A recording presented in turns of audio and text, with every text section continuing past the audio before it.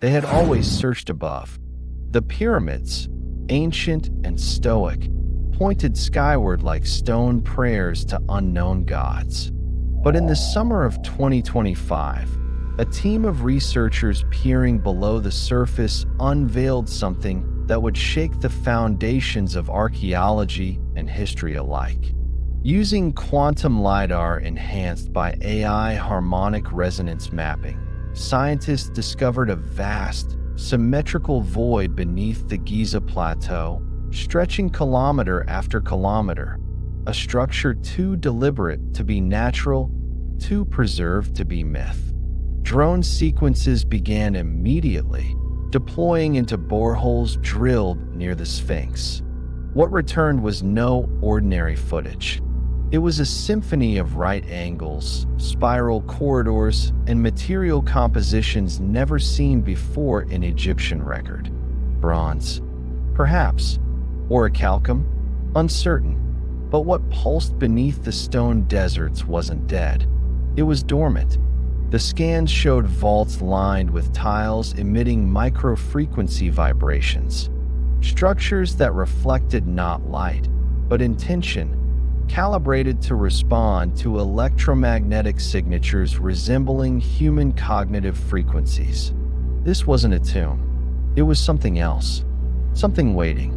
The narration overlays with cinematic gravitas.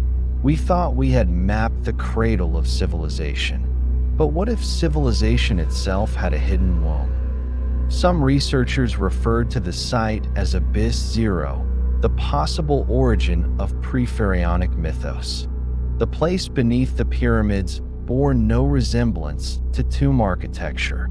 Instead, it felt ritualistic, like initiation chambers, sanctuaries designed not for death, but for transformation. As excavation expanded, so did controversy. The Egyptian Supreme Council of Antiquities hesitated to call it a city. UNESCO wanted in. CERN sent physicists who claimed the chambers emitted a form of time-distorting acoustic resonance.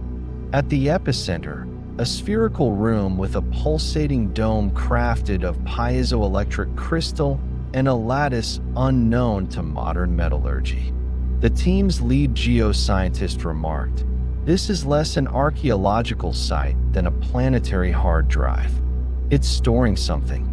No inscriptions appeared, no gods, no hieroglyphs, only symbols resembling cognitive maps, geometric echoes, archetypal forms that Jung might call universal. These symbols weren't engraved. They were woven into the stone, shifting subtly when watched directly, like the structure knew it was being observed. Cameras malfunctioned. Sound recordings played backwards. The researchers kept descending. A final corridor unfolded like the spiraling DNA of an unrecorded species. The walls widened, not just in size, but perception. One entry read differently depending on who approached.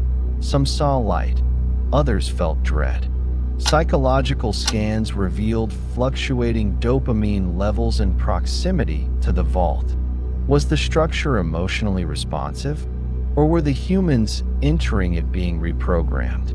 Narration grows quieter now, measured, fearful. In the shadows beneath our oldest monument, something ancient had anticipated us.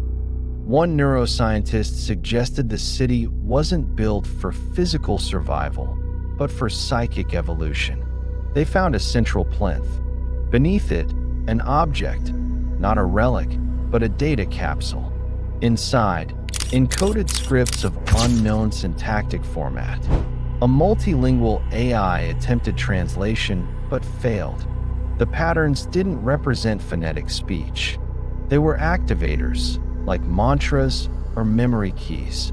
A cognitive linguist recognized cyclical elements in the sequencing, mathematical rhythms similar to sleep cycles, planetary orbits, and the human heartbeat. "It's a language," she said, "but not for conversation, for synchronization." The city wasn't communicating, it was aligning. With what?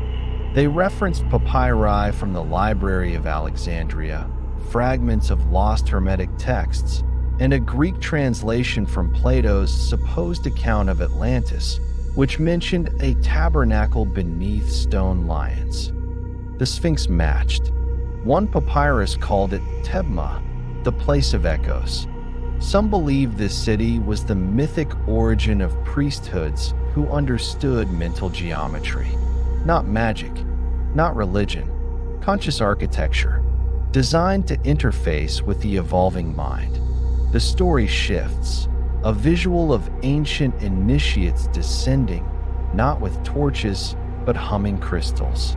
No gods appear, only the architecture guiding silently. The AI detects subtle harmonics in video footage, frequencies aligned with REM sleep stages and binaural beat therapy. Could this place, this city, be the source of dream symbols that have haunted humanity since its birth? Could myth not be memory, but transmission? Through subconscious channels encoded in stone? The team dubbed the structure Neurovault Theta. Experiments began. Subjects slept inside the dome, monitored. What emerged was not just vivid dreams, but shared symbols across cultures. Mandalas, serpents, wings of fire. One child dreamed of voices speaking backwards in Uzbek and Greek simultaneously. Another scientist, after a single hour inside, drew a star chart detailing planets unseen until the 20th century. An eerie pattern emerged. The dreams correlated with breakthroughs. Insight and terror intertwined. Religious councils intervened. Some called the site forbidden. Others said it proved ancient prophecy. The UN considered sealing it. But data leaked. Images of the city, alien yet organic, flooded forums. It became myth again, but this time the myth was searchable. Narration reaches its apex. This was not architecture. This was arrival. The final scene shows satellite imagery, not just of Giza, but similar voids beneath Cappadocia, Lake Baikal, and eastern Indonesia. The Earth had been seeded, perhaps not by aliens, but by memory, by cities underground, silently syncing with those above, waiting for humans to dream deep enough to hear them. And now, awakened, Giza begins to hum. Cameras pan upward. The stars flicker. The screen fades to black. One word appears in pale blue light: awaken.